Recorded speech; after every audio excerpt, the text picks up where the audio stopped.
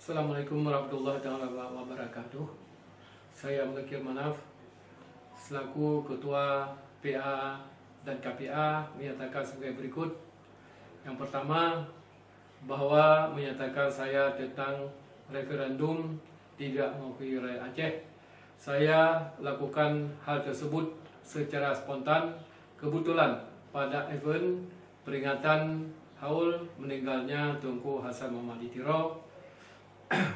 Yang kedua,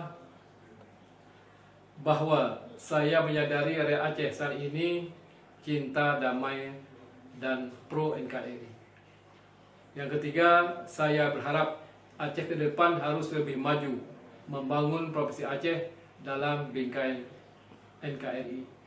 Yang keempat, hal-hal lain yang menurut saya belum sesuai pasca MOU Helsinki akan saya buat suatu sendiri guna menuntaskan semua butir-butir MOU Helsinki ke depan. Assalamualaikum warahmatullahi wabarakatuh.